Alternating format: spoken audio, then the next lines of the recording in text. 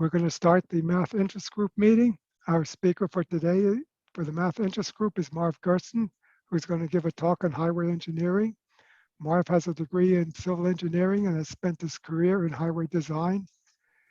As June 2019 program chair, his background and contacts enable him to bring in some very good speakers: the Meadowland American Dream Project, the Automated Vehicle Technology Research done at NJDTRDM, the New Jersey Long Range Transport Plan. These were all very good speakers and very good talks. Tappan Zee Bridge, Walter, also. Tappan Zee, I'm getting to that. As October 2020 program chair, he brought in speakers on the Tappan Zee Bridge project, the Gateway Rail project, and the Union County Traffic Signal Improvement.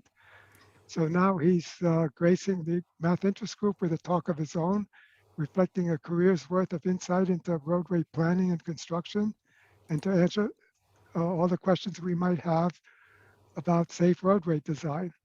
So please welcome Marvin giving his talk for MIG on highway engineering. Hey, Walter, thank you. Let me get my screen share up. Okay, so we'll hit the slideshow from the beginning. I go back one. So, and I have to take something off. There we go. Okay. Okay, everything looks good. Okay, so I'm quietly watching an old guard meeting one Tuesday morning back in September of 2021, and I get an email from Walt saying that Mark Edelman has suggested that he asked me to talk on highway engineering and math. And my first reaction was, come on, guys, it's geometry, it's trigonometry, it's high school level. You guys are much too sophisticated for that. So then I get a couple of more emails with all kinds of questions on how are the curves designed and what are the calculations, and it stoked my interest. And as a young civil engineer, my first job was designing highways based on a geometric design course I took in graduate school from a fellow named Jack Leash, who was chief engineer of a big engineering consulting firm. And it was this early 60s, and the Eisenhower interstate system was first being designed, and I got involved in it. So where's the math in highway engineering? So I got a whole bunch of questions from Walter and from Mark. Let's see. Oops. And the questions were, are there national design standards for highway design? How do the engineers design the curves? And what are the calculations? And what about the rises and falls? We call it the vertical geometry. And then this is my additional question. Well, how are the points that we calculate transferred into roadway plans? And then another question was, well, what about earthwork? How are they calculated? What are the volumes of cuts and fills? And then how are the construction materials estimated? And how are highways constructed? So this presentation is designed to try and answer all of these questions. So let's get started. So are there national design standards? Well, the standards come from the American Association of State Highway and Transportation Officials. And it sets all of the standards and specifications and design guidelines for highway design and construction. Every state highway department, now they're called transportation departments, uses these AASHTO national standards. Now, AASHTO was started in 1914, and it was the American Association of State Highway Officials. And then in more recent years, it became including transportation. So it's not just highway, it involves transit aspects as well. And the AASHTO published a book called the AASHTO Green Book, and it's a policy on geometric design of highways and streets. The latest edition's 2018, 10 chapters. Now, this is our Bible of designing for highways and transportation systems. In addition, every state highway department has its own policy or roadway design manual. New Jersey's last one was 2015. There are 15 sections. So here's what they are. The AASHTO has 10 sections, and its first section is called a new framework for geometric design. And it's modernizing some of the old, higher speed standards. So how to create more flexible, or quote, multimodal, which means transit, bicycles, pedestrian facilities, performance-based designs for new projects and for existing roads. The second chapter, design controls. Third is elements of design, then cross sections, local roads, collector roads, increased speed, arterial roads, then up to freeways, intersections, and one of my favorites is the grade separations and interchanges. I did a lot of work on interchange design. Now, New Jersey, its design manual has 15 sections, and the first chapter is using the AASHTO standards. Then chapters 2 to 7, pretty much the same topics as AASHTO, chapters 2 to 10. And then they have additional chapters 8 to 15. They include sections on highway hardware, all of these physical facilities and things you see along the roadside, guide rail, lighting, signs, traffic control devices. So it's chapters 8 to 15 get into more detail on that. So how do engineers design the curves? And let's take a look at this diagram. There's a vehicle going around a banked curve.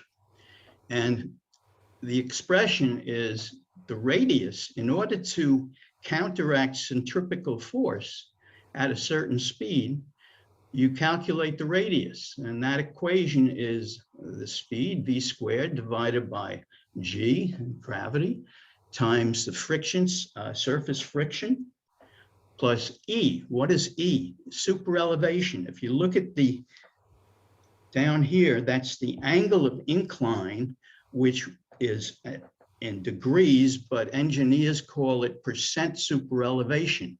And that means feet per 100 feet, the rise in feet per 100 feet as a percent.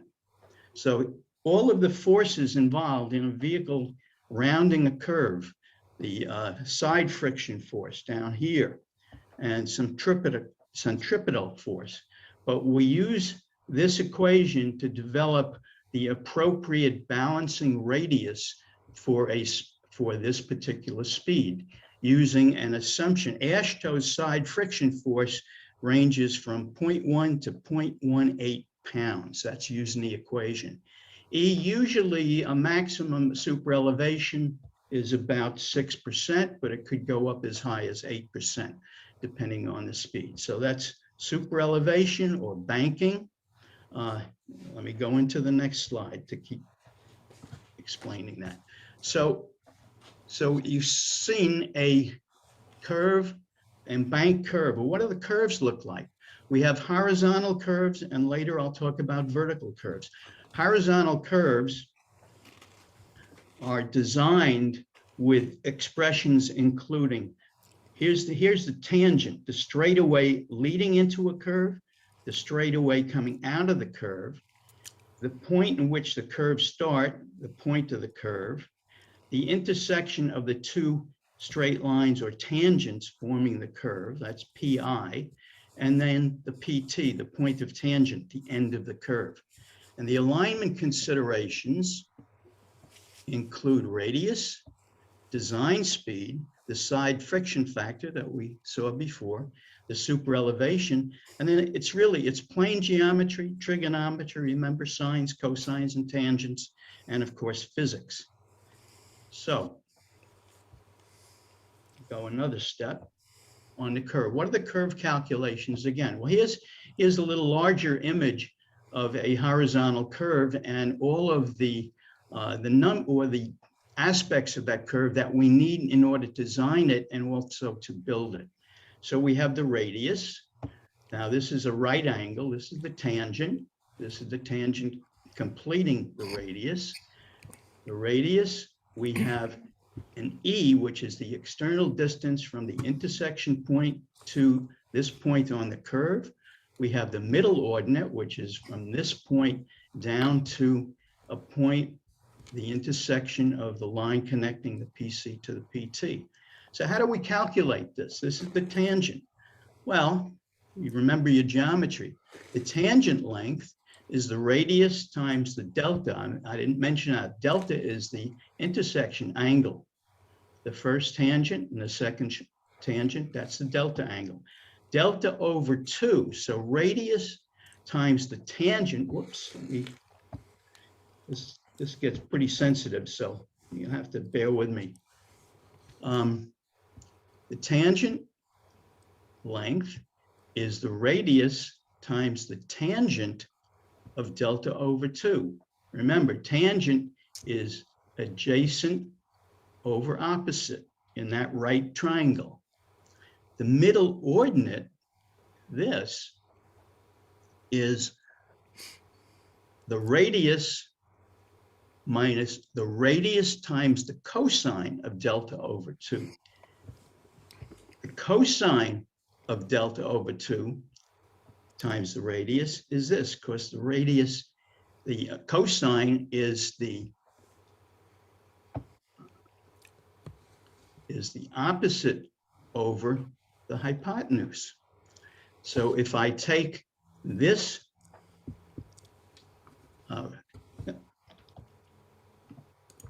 and I subtract the radius from it, I'll get E. If I do the external distance, this distance is the radius times the cosine minus the radius, and that's E. The length of the curve is the pi times the delta divided by 180. So these are all of the calculations involved in defining a horizontal curve. Now, how do engineers develop super elevation? Well, when we're running into a curve, we need to provide super elevation. And here's an illustration, a simple illustration of how a super elevation is evolved. So here's a normal crown of a 2-lane highway with this direction and this direction.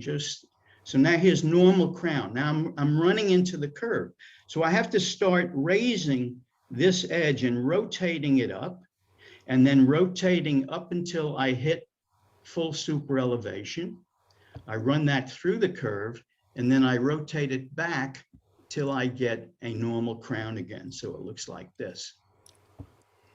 Normally, the super elevation is 2/3 on a tangent. In other words, you develop it 2/3 of the full super elevation on the tangent portion and 1/3 on the simple curve. Now, depending on speeds and radius, you can either go directly from a tangent to a central curve, but depending on the speed and the curve radius, you want to more gradually develop that super elevation. And it's done 2 ways. It's done either through spirals or through compound curves. Let me just move this a little bit down. I'm seeing something blocking out my bottom line, so I'm going to raise that up. When we have a radius smaller than 1,400 feet for a 30-mile-an-hour curve, then we want to have a transition curve in it. We don't want to go directly into that central curve. Same thing at 60 miles an hour. If the radius is smaller than 5,700 feet, we want to develop it slowly, and I'll show you how that's done. Okay, we have to calculate a minimum length of super elevation runoff. So here's an example. We have a design speed 55 to 65 miles an hour. The radius of the curve, it can range from 1,000 to 1,600 feet. This is a New Jersey standard, a super elevation of 6%. New Jersey's equation for how long you want to take to run from normal crown to full super elevation is the length of that transition is the width of one traffic lane, usually 12 feet, times the number of lanes, times the super elevation, times a correction factor or an adjustment factor for the number of lanes, divided by something called G. The G is the maximum gradient between the pavement edges that you're rotating. And you want to do it gradually, so it's 0.45. New Jersey, for this condition, almost a half a percent, a half a foot per 100 feet. That's how slowly you want to develop the transition. So under this case, in this example, we have a 12-foot lanes, 3 lanes, 6% super elevation, their adjustment factor for 3 lanes, and divided by their the maximum gradient. And that comes out to a transition length between a tangent section and the full curve of 322 feet. Now, you can do this in 2 different curve ways, a spiral curve or a compound curve, and I'll show you what that means. Back off. Okay, this is spiral. Spirals are pretty complicated. The spiral has a tangent length, and let's see, the YC, that's the length of the curve. So here's tangent, here's the tangent, the spiral starts here and transitions to its full length at spiral to the central curve. And that's that example that we calculated before. Let me go back. And the different expressions for this, it's a spiral's more complicated than a central curve. So X could be the distance along the tangent to where that spiral curve meets the central curve. And the equation is L cubed divided by 6R LS. Now LS is the length of the spiral. So X could be an offset to the curve at any point, but at the full end of the spiral, it's XC, and that's L squared over 6R. That's the offset from the tangent to a central curve. Now, just look at the geometry. If I take this central curve and I spin it around until it hits a point where a tangent is parallel, that is the offset point. That's the offset that I need, the distance I need to separate the central curve here from this tangent in order to create the geometry for the full transition length. So spiral geometry is pretty complicated, and most state highway departments try to simplify it, and they use what they call compound curves instead. So I'll show you. This is New Jersey's example, and it simulates spiral curves by using 3 compound curves. In this example, for a central radius of, as before, a central curve of 1,000 to 6, sorry, about that. So here's my central curve, 1,000 to 1,600 feet. What New Jersey does, it says we're going to simulate a spiral by 3 compound curves.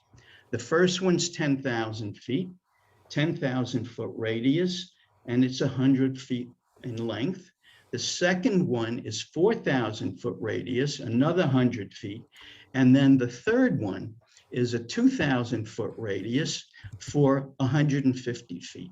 So it comes up with a spiral, or a simulation of a spiral of 350 feet to get to where it meets the central curve. And it transitions, and that way it achieves that full transition to a full super elevation of 6% for this design speed anywhere from 55 to 65 miles an hour. Now, they have the same kind of charts for different, for larger ranges of radius, but this one I thought would be an example. Also, the calculation of the offset of the radius, how far that central curve has to be offset, let me go back again, is a calculation of this offset distance, and it's trying to simulate what a spiral's offset distance to that point would be. Okay, now, so those are horizontal curves. Okay. Now, what about how are the rises, and the question was, how are the rises and falls? Well, the rises and falls to us are vertical curves. So here's an example of a vertical curve. Sorry, again, this is so sensitive. Okay, here's an example of a vertical curve. It's formed, and these are parabolas. We use parabolas to for the geometry of vertical curves. An upgrade and a second grade, G1 and G2. A point of vertical curve starting on the tangent on the upgrade, the point of intersection, PVI, we call it, and the point at which the curves end, the PVT, the point where it meets the tangent. Now, here you see a driver's eye of 3.5 feet and an obstacle in the roadway of 2 feet. And this is the way the lengths of vertical curves are decided. But in any case, the equation of the parabola, or the equation of a vertical curve, the elevation of any point along the vertical curve is by this equation. Y is ax squared plus bx plus c. Y, and now c is the starting elevation. That's the feet above sea level, the elevation at this point, the start of the vertical curve, the elevation above sea level. So what I'm starting from is that elevation plus the distance I'm going up the grade times the initial grade. I'm going to go back again. Plus ax squared. Ax squared gives me A being the difference between the first grade, the second grade, divided by 200 times the length. And that ax squared gives me the distance between any point along any distance from the PVI, that's x. That multiplication gives me the elevation difference from the grade to the curve. So I can calculate the elevation of any point along the curve. Now, I need to calculate my vertical curve length.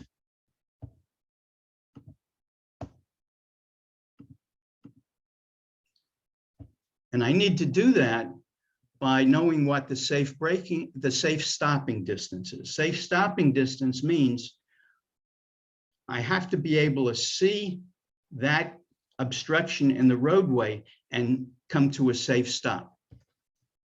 Oops, get this out of the way. So that safe stopping distance is the safe driver reaction time, perception and reaction time, plus a safe braking distance.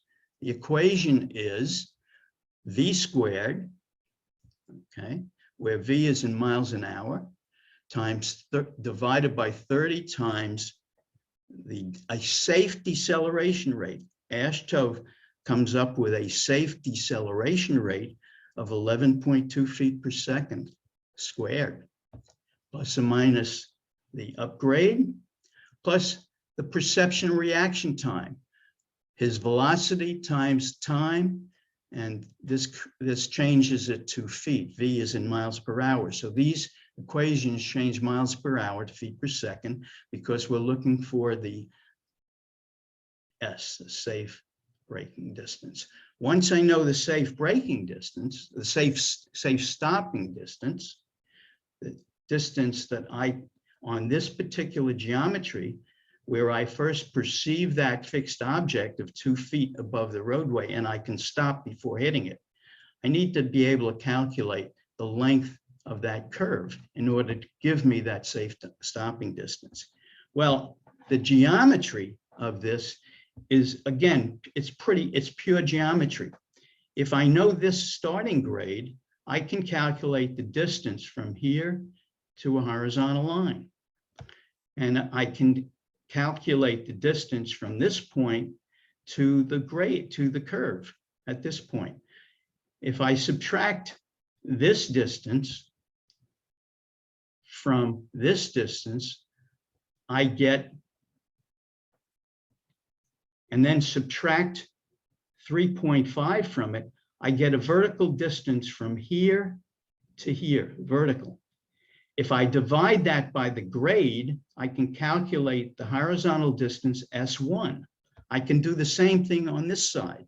So my safe length of vertical curve is calculated by subtracting this plus this, S1 plus S2, from my safe stopping distance, and that will give me the length of curve that I need to design for that condition. There's an equation for it, but I just wanted to derive that equation. It's a long derivation, but I just wanted to explain the geometry involved in it. And I hope I haven't confused everybody. So how are all of these points transferred to roadway plans?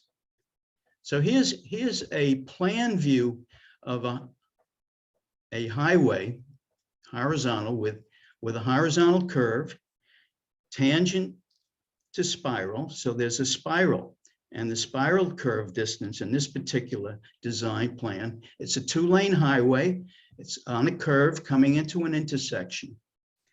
And the curve geometry is 954.93 feet radius.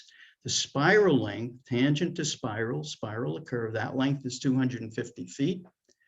Curve to spiral, and then curve to tangent. So there's the 250 feet again going into the central curve. The delta for that horizontal curve is 84 degrees plus 32 minutes and 23 seconds. And the super elevation is E. So if I want to know what they used as a design speed, I can go back to that equation that I showed before, and I can calculate V is the square root of R times 15 times Fs, which is 10 plus the super elevation, and I get a design speed of 50 miles an hour. I'm going to assume, since I haven't seen any more of these plans, that the posted speed is probably about 40 miles an hour for that curve. Now, these plans are now designed. When I started in 1961, we had a 650 computer, and we had hand calculators, and we had draftsmen. Now it's all done by computer, and CAD is amazing. The Bentley OpenRoads Designer is one very popular CAD program to make all of these computations and designs by young civil engineers and highway engineers. It's amazing what they can do. So I'm going to show you a YouTube video of this particular CAD program. So let's see. I'm going to get out.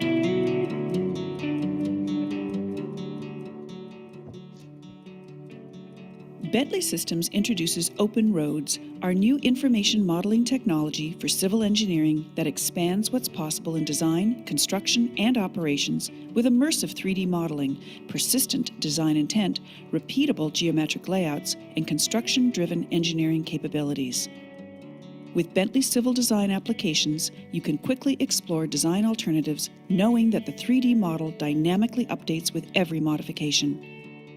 Civil engineers, designers, land development, water and transportation professionals can build dynamic 3D models from the beginning of the project to help optimize design performance, reduce errors, and provide intelligent models for machine guidance during construction, all in one robust application. With OpenRoads technology, you can work with any data, survey, point clouds, and more available for your design projects, regardless of size. Upload, analyze, and manipulate the data without worry about the provenance of the original data. Bring in your point cloud data and readily filter by classification. Quickly create and view a terrain model.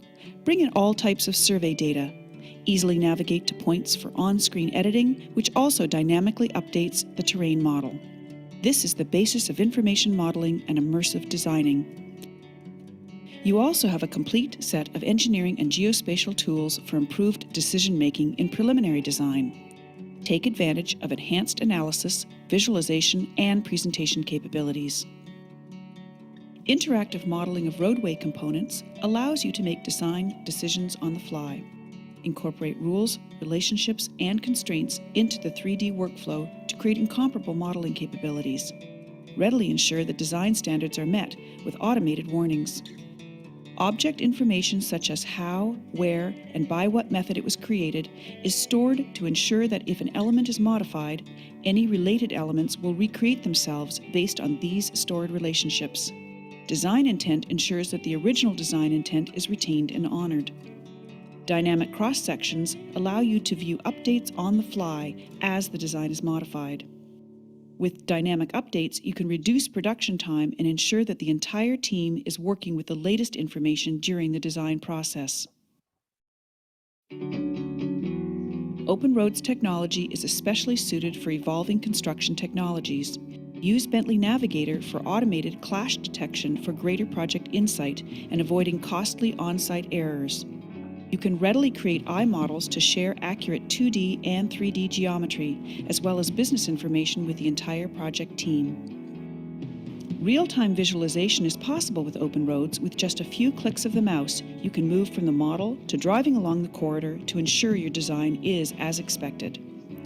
OpenRoads technology combines drive time visualization with integrated geospatial, CAD, and business tools to enable smarter, faster, and better design decisions to accelerate project delivery. Discover why so many departments of transportation, the Federal Highway Administration, municipalities, and the world's leading EC firms depend on Bentley Civil for their civil engineering and transportation projects.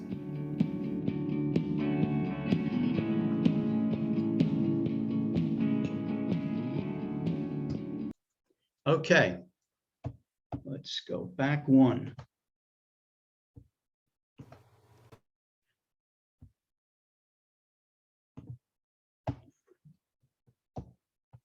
Okay, I wanted to talk about this. So the next question was, how are earthwork cuts and fills optimized? And so I've shown now, this is a plan and profile sheet from a set of highway plans. And it shows the horizontal alignment with the radius, the curve information. And it also shows what we call the profile. And the profile is the vertical information. This axis is the elevation in feet above sea level. You see a red line, which is the construction line, the center line of the highway in profile. The green lines are the center line of the earthwork above and below. So we have a cut section where we have to do excavation.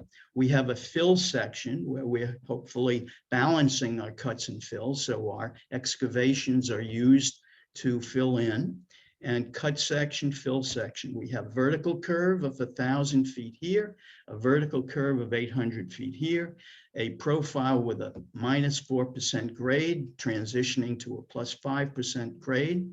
The station line, we station these in 50 foot intervals, so 50, 55, 60, 65. Now, these are the survey markers. The benchmark elevation shows this is the surveyed what we call a vertical benchmark, 508.44 feet above sea level. And this is a survey monument. So this is the coordinates, the horizontal coordinates, latitude and longitude. And so the cuts and fills are shown this way in the profile, but also in the next set. Get it. Okay. We now show cross sections of earthwork cuts, and it's a little dark, but this is the roadway design, and this is the excavation area. This is the ground line. So this area in a cross section is the area of cut. Now you can see by the diagrams here, this is a fill section. So here's my highway, my proposed highway cross section, and this is the ground underneath. So this is the volume of fill. So you can calculate the earthwork by computing what we call the average end areas, the area times the distance between these stations, and we calculate that in cubic yards. So I've just illustrated, this is a very simplified example of a quantity sheet where we have the quantities, the cubic yards, the square yards, and these are bidding items. So it's the volumes of subgrade, this area in here. The surface course, the area of that would be asphalt, shoulder surfacing over here. All of these are calculated and used as bidding items in a highway set of plans. So now I'm going to show a second YouTube video. The question was, how are these highways constructed? Federal highway system. Highways are some of the most important pieces of transportation infrastructure around the world. We often take them for granted, but have you ever considered what sort of engineering goes into the construction of highways? Let's take a closer look. The construction of any highway begins with the planning phase. Before laying the foundation, engineers and officials spend a lot of time determining the best route for traffic to flow through cities and across regions. Since highways last for so long, they don't just consider the transportation problems of today, but also think and plan out many decades into the future. After a plan for the highway is made, the next step is handing off the concept to a team of surveyors, architects, and engineers to complete the initial design. Surveying teams use GPS-based scanning tools to carefully map out the land where a highway will be built.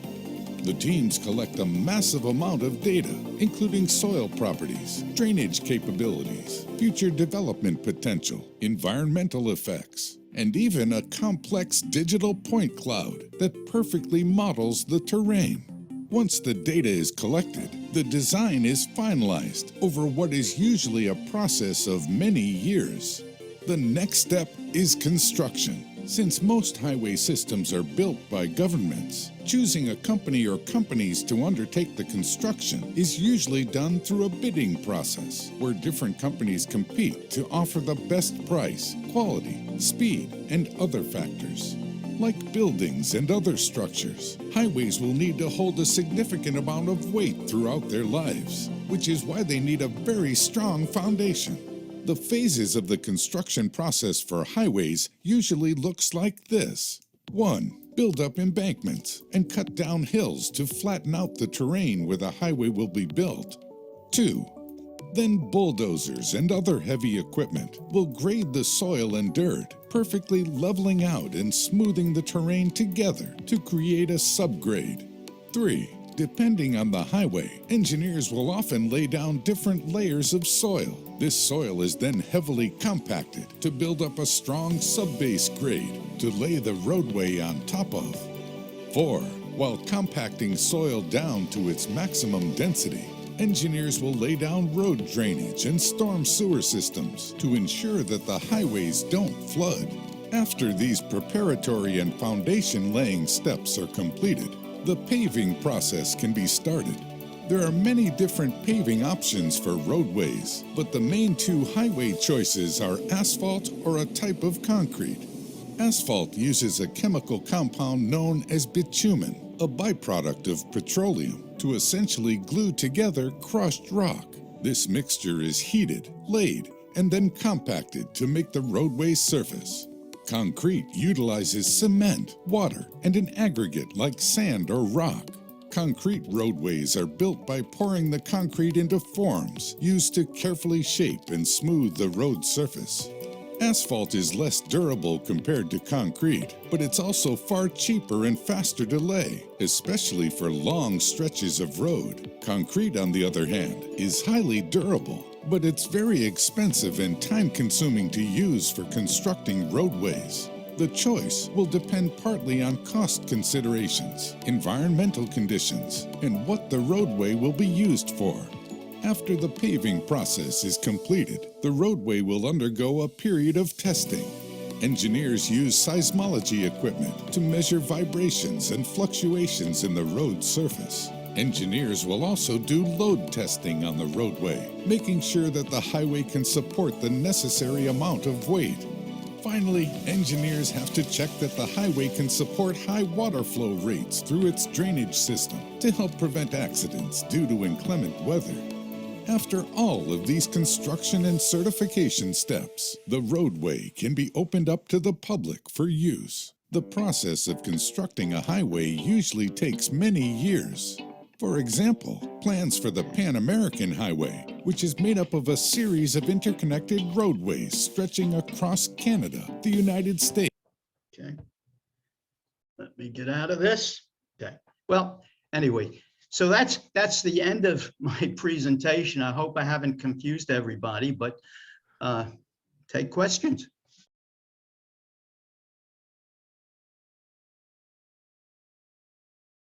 Okay, so we're going to open up for questions, and we have some hands raised.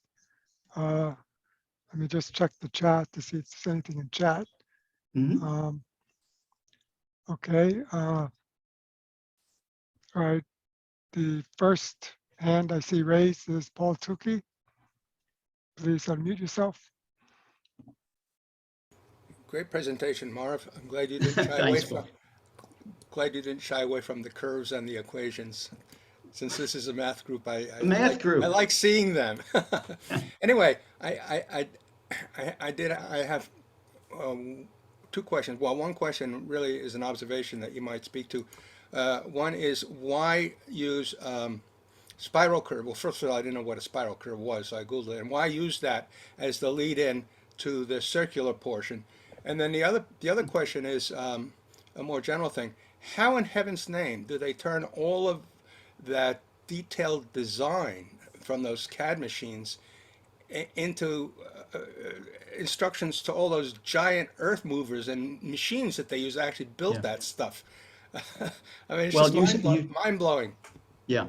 They what we did by hand years and years ago when I first started is now all done by computer drafting. We used to draw up our plans once we made the computations, and we plotted out in pencil actually on a set of plans the curves. We had curve templates, plastic curve templates that we use for different scales that we're using to show the radii, to actually do the hand designing. Then once we got those approved, we'd hand those over to tracers who would work with ink on vellum and prepare them for plans. So this is all done manually. None of that. No more traces. It's all done by that CAD system, and that Bentley that I showed is the way it's done. So all of those points are now on the highway plans in the horizontal plans. Every one of those points is a numerical point. It's either a vertical elevation that can be surveyed and positioned by, you've seen roadway, little stakes with flags on them out in the field. Those are surveyed and located so that the contractors can build to those locations. And everything is, the elevations are to the nearest hundredth of a foot.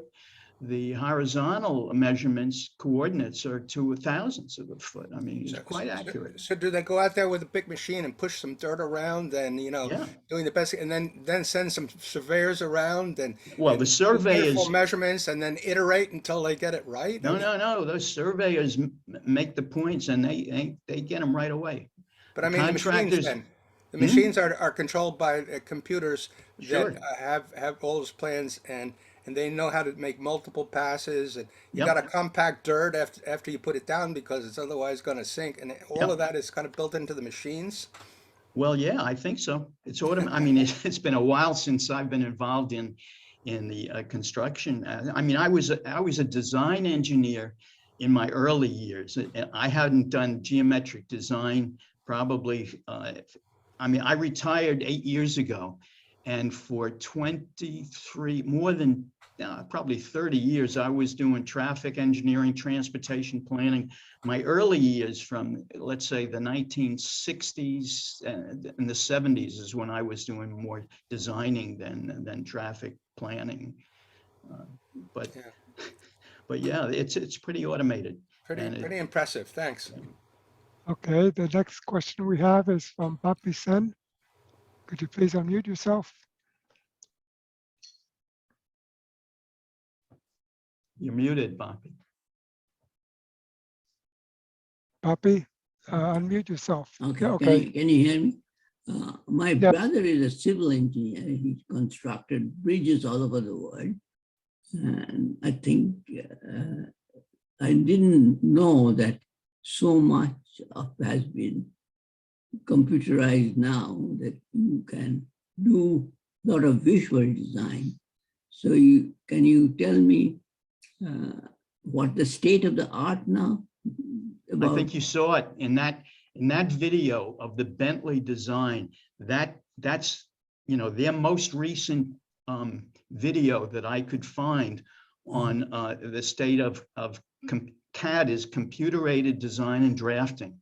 And I think most state highway departments and their consulting engineers use that program or others that are as sophisticated as that one is. And they're all doing it in 3D. I mean, we did 2D design work when I started, but in the last probably 20 years, the engineers who came after me were much more sophisticated in the technology that they could use. I didn't start using a computer until like the late 1980s. And it's the advancement is incredible. It speeded up quite a bit. Oh, yeah. Thank you. Okay, we'll take the next question from Mitch Erickson. Please unmute yourself. Hey, Marv, always a great to hear you talking about all the stuff that we just take for granted. And I'm guessing that with the CAD CAM and stuff that's going on now, it's a whole lot easier than the old spline curves that you witnessed. And probably you reminded me. That's right. Besides the plastic templates, we use splines to lay out the transition curves. Yeah. Anyway, my point is that hopefully it's more accurate now, because my real question is, we've all had experience with bad designs out there. The horizontal curves change their radius midway through, and you have to move the steering wheel, or there's a wrong vertical super elevation and you feel like you're being thrown out of the car, or the curves where your stomach goes. Anyway, and I know you've had that same personal experience. Why did those ever happen? It seemed like between all that math, and I realized something where there's a local geometry, a mountain or another road in the way, or a river, but way out in the middle of nowhere, you still have these really bad curves. What happened? How does those happen? Well, you could have settlement, right? You could have changes. I mean, the construction, the way the construction was done, and then with weathering and earth movement, and just settlement, it could change the geometry.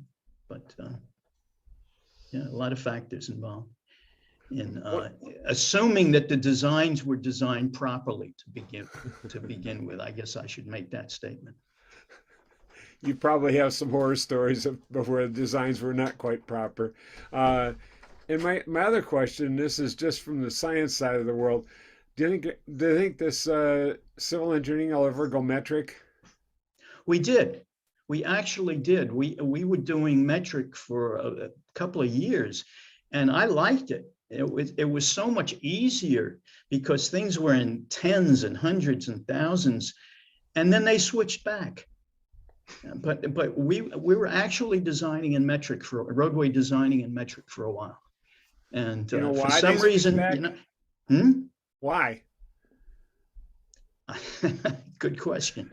It shouldn't have happened. It should have stayed in metric. But for some reason, people wanted to go back to the way they were always doing it. How many years was it metric, and what years were they? You know, it's hard for me to remember. I would say late 70s, maybe early 80s, and for a time period, maybe it was not even a half a dozen years. I think you need to blame the computers. Computers made it too easy to convert. So then everybody wanted to go back to the old system. Yeah, and then there could have been some confusion too in miscalculations. Well, there was a push in the 70s to go metric, but I think it failed overall. Well, that's what happened, yeah. But we did go for a while. And I did do metric design. I liked it. I got used to it and I liked it. Okay. Rich Yeager has a question. Would you please unmute? Very interesting, Marv. My question's about a particular kind of curve, which I have heard described as a decreasing radius curve, which is perhaps the bane of drivers like Mitch, who complain about bad curves. This is one where you start into the curve and it keeps getting tighter and tighter. So you have to keep cranking the wheel because it's a tighter curve, a smaller radius. But you don't see warning signs? You don't see curve warning signs? Well, my experience has been, maybe twice in my life, I saw something that said decreasing radius curve, but usually you just see some speed limit signs, 30 mile per hour, 20 mile per hour, maybe even 15. And you may see some kind of speed sign as you're going on the curve. So that's but it really can catch you by surprise, even in spite of the warning signs. And Yeah. we all know that speed limit signs allow for a certain amount of overage. Yeah, as I said, the design speeds are usually higher, much higher than the posted speeds. Posted speeds are usually based on what we call the 85th percentile speed. And there are speed surveys that are used in order to calculate 85th percentile speeds, which are used for the posted speed limit, but they are below the design speeds. Design speeds are higher purposely. Yeah, my question was really about your thoughts and feelings about such a curve. Sounds like you haven't run into it too much, but if you had, what you thought of it, and is that just bad design?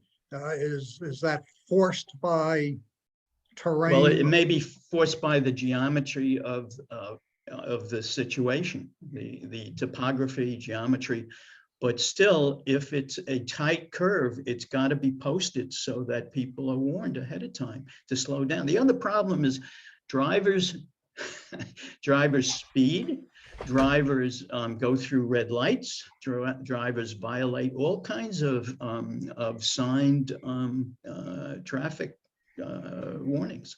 And it was particularly evident during COVID, I think, where there was a huge uptick in roadway accidents. And my feeling is that it was related to people, because the traffic was lower, people were speeding. And violating the conditions. Yep. Thank you, Marv. Okay, our next question is from Jim Landwehr. Please unmute yourself. Hi, thanks, Marv. It was very interesting.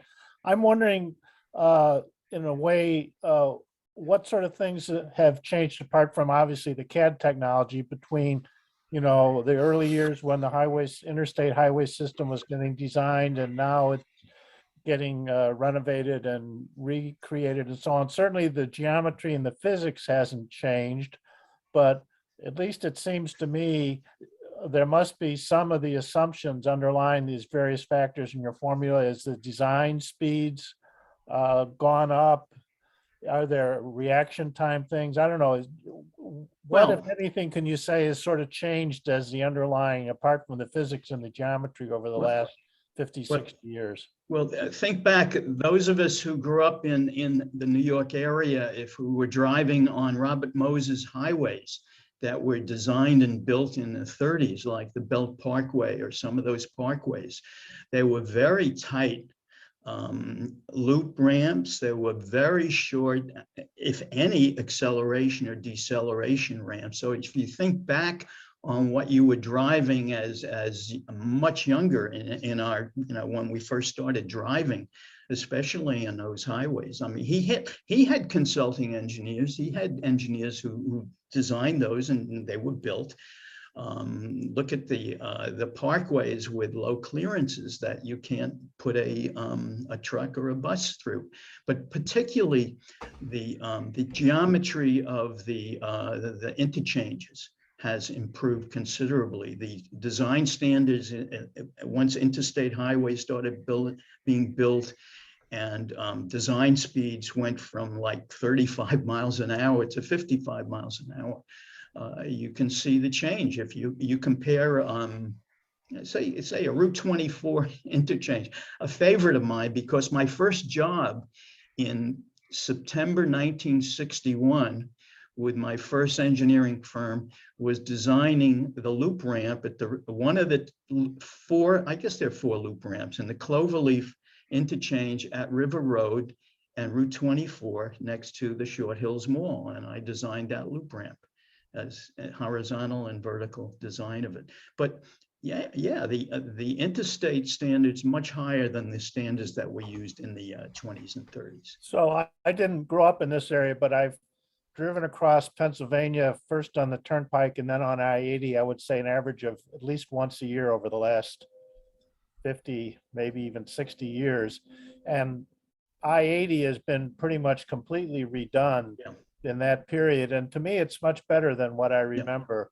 And I wonder, have they, like I said, the geometry and the physics hasn't changed. If they said, well, people are not really going to be going 55, they're going to be going 85, or,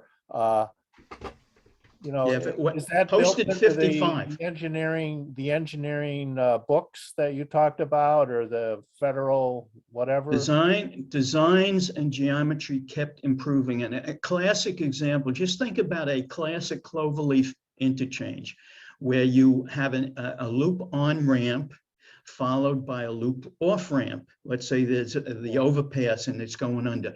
And there was a very short, what we call a weaving distance between the entrance ramp and the exit ramp. Now, the redesigns of some of those Cloverleafs have been expanded, so that weaving section is now on a collector road, not the main road. It's a parallel weaving section, collector road, that forms with enough length so you could have a safe lower speed weave. So you're entering, let's say at 25, 30 miles an hour. You're going into a collector road, which then is followed by an exit ramp, but the speeds are lower. And then you finally merge into the main highway. So the configuration of the interchange has been improved considerably. Okay, thanks. Okay, our next question is from Mark Edelman. Mark had a lot of Thanks. questions. Well, I'd like to know, when a highway is being constructed, who is on site? For example, who is looking at the plans and directing the workers and machines? Is it an engineer? Is it a surveyor? Is it a manager? Like what, what kind of person is doing that? Let's go back. So the plans are designed and they're put out for bid, okay? And various contractors bid based on, they put in unit prices for the quantities, okay? That's added up, and a qualified low bidder is awarded the job, okay? Now, the owner, let's say it's New Jersey Department of Transportation, issues this contract to a roadway contractor to, let's see, what would be a good example, to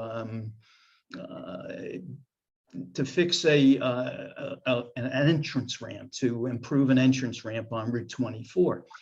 He may hire the consulting engineer who designed, who produced the designs, to be his engineer on the job, to be responsible for inspecting of materials, for inspecting quantities, and just overseeing the job. But the contractor himself will have his construction engineers. He'll have a key person. So there'll be teams with leaders. And so, and it depends on the size of the job. Jersey DOT may have its own engineers supervising and monitoring construction, or they may hire consulting engineers to do it. So it varies, but yeah, they're managing the work. Yeah, so these are people who have the right education and to read the plans and understand how much discretion they have, and they're licensed engineers. Things should be and so forth. Yeah. I just want to make one other comment about what you said about modernizing. Somebody's making noise. About modernizing. When I was a kid, and I used to sometimes go on Saturdays with my father down to his office, which was down in the financial district in New York. We would drive on the West Side Highway, the elevated highway. Yeah. Which I'm not sure exactly when it was built, but probably 20s. Yeah. And the amazing thing is, it was designed for cruising along at some speed.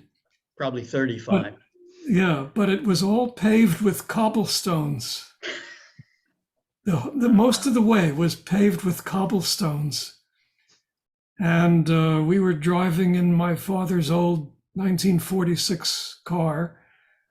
And, it was like this the whole way. The whole way was like vibrating because it was cobblestones. And some sections of that remained until the whole thing was torn down. So I just wanted to mention. Okay. All right. Our next question comes from Griff Smith. Please unmute yourself. Yeah. It's more like a comment. I think the abortion of metric back to English was mostly a political decision.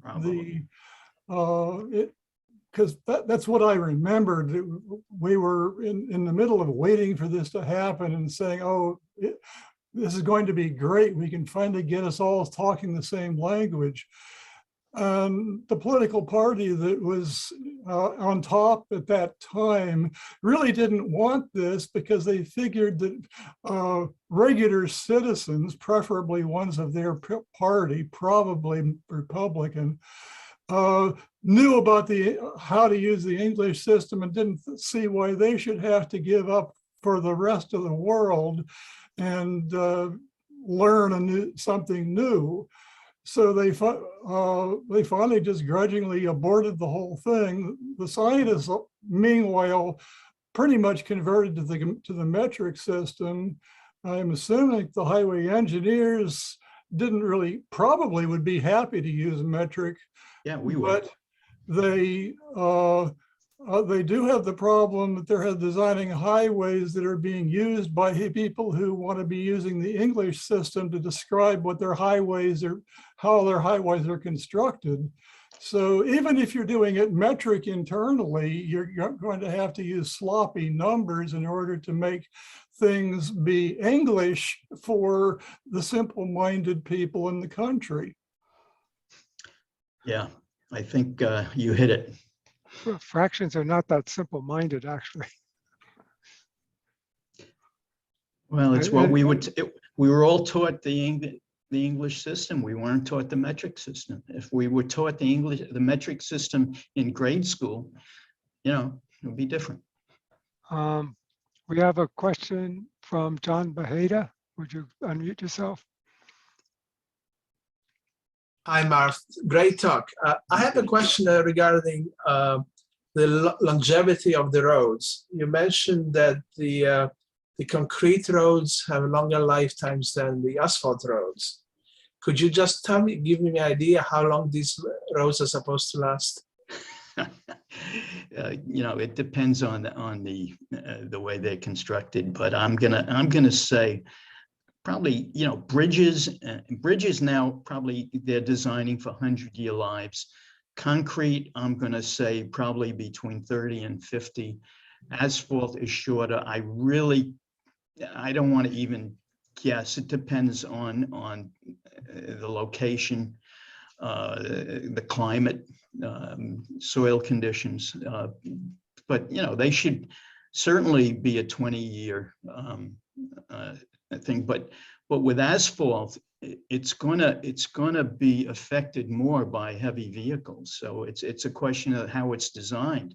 There are very specific design calculations depending on the type of traffic that is expected over these roadways. So the volume, the percentage of heavy vehicles goes into how you design the depth of asphalt pavement. So I'd say the leaf life expectancy, as they pointed out in that video, is asphalt. But I'm going to say concrete should be 30 years, maybe. Just a guess. Thank you. Okay, next question is from John Tomaszewski. Please unmute yourself. Yes, it's more of a fact than a question. The first freeway, that underground freeway that was ever built, was in Detroit in 1942. And just to show you about a design flaw, it only ran for about 3 or 4 miles, but when they built it, it was 3 lanes and no shoulder. So they learned to put shoulders in whenever they put a freeway under the ground. Well, that's the cost problem. The early interstate systems, they were very cost conscious, and they compromised on standards, and that has changed since. But yeah, there were costs. For example, if you drive in Connecticut on the interstate system in Connecticut, it's all left-hand exits and entrances. And we hate left-hand entrances and exits, but they did it in order to minimize right-of-way acquisition and right-of-way costs. Okay, we still have a raised hand from Paul Tukey. Do you have a question? I sure do. Actually, I have an observation to Mark's point about cobblestone. I think we should be using more cobblestones than we are, because cobblestone is the ultimate in speed bump technology. Right. And we should be using them in our towns. Besides the fact they actually last a long time, because they're just stone. Anyway, the observation for Marv to comment on, one of those simulation films at the beginning showed something that was intriguing to me, and that was some very complex or reasonably complex intersections that used only tunnels and not bridges. Now, is that a thing somewhere in the world? It never occurred to me. Boy, you get rid of all those bridges and just use tunnels going under the roads. You know, it all depends, again, on topography, on right-of-way, on what you're trying to avoid. You know, local conditions, specific local conditions dictate whether you want to use an overpass or an underpass. That's it. Well, these weren't actually even just underpass. I mean, they seem to be long tunnels going under the entire intersection and coming out way over on the other side. I mean, it was quite astounding, but it was. I was curious to know if there's somewhere in the world where they actually do that sort of thing. And here's another maybe related question, also relating to some of the things you were talking about, how the intersections have become more complex and frankly more intelligent and clever over time. Right. So I have to assume that in this field of highway engineering, as in all fields, you know, brilliant people come up with new ideas on how to do these things from time to time. And then, you know, they get published and they get shared and they become new common practices of the future. So I wonder if there's intellectual property. I mean, if somebody comes up with a clever new kind of embellishment to how you design these things, do they first go out and patent it and and then offer it to the world and you know, get some royalties for their cleverness? I'm going to say that it's the individual creativity of the engineers and the engineering team, and a really good example of tunnel being used is the Central Artery up in Boston. Now, the Central Artery up in Boston was originally planned, designed, and built in order to tear down this elevated freeway that was in central Boston. And the idea was we gotta remove it, but we want to replace it with a tunnel underneath the same alignment. But we have to maintain traffic on the viaduct that goes for several miles above it. So how do we do that? And the firm Parsons Brinkerhoff was the Massachusetts design firm, it was an engineer. I'm trying to remember his name.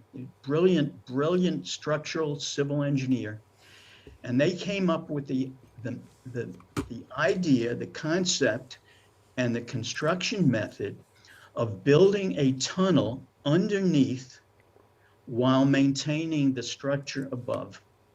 And that became the Central Artery. The problem with the Central Artery, however, was that I think the original estimate was maybe $3.5 billion, and maybe it went up well over $10 billion in final construction costs. And there was a lot of flack about that. But the tunnel has successfully resulted in the top of that tunnel being converted into parks, that area adjacent to it in the Boston waterfront fan pier is just a huge urban development.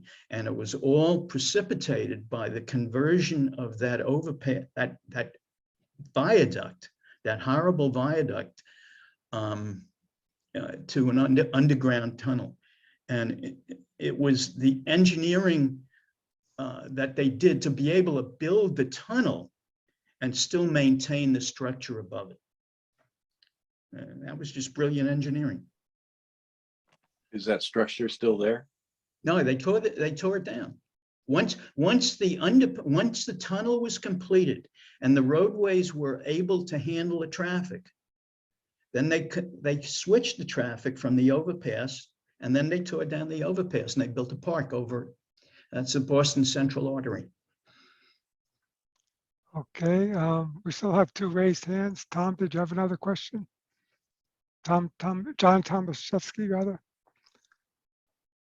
Unmute yourself. No, I don't. Sorry. No question? Okay. Griff Smith.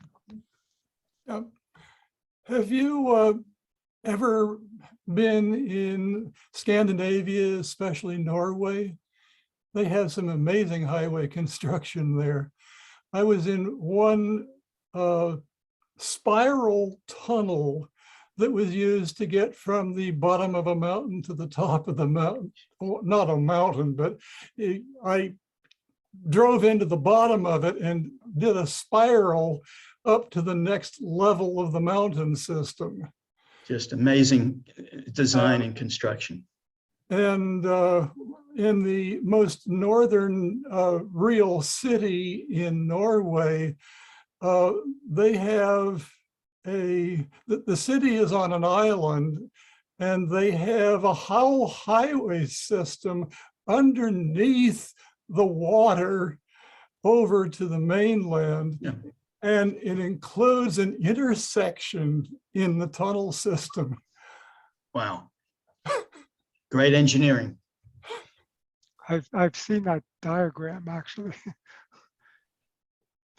Are there any other questions from the audience? Peanut gallery. Okay. You know, I just like to say that, you know, the Bentley Open Road system is a good example of interactive computer generated images, which couldn't be done until processing power became, you know, fast enough and quick enough to be able to do stuff like that. And, you know, on my local street here, this past summer, going pretty much into dead of winter, they tore down the road, increased the lanes by 1 foot on either side, put in Belgian blocks, and they had, you know, a lot of the things that Marv was talking about, you know, cuts and fills and straightening out the roadway were applied. So I could actually see it firsthand this summer. And so it was kind of interesting. I'd like to thank Marv for giving his talk on highway engineering, and we conclude the MIG meeting for today. Thank you for attending. Walter, thank you for asking me. I enjoyed it.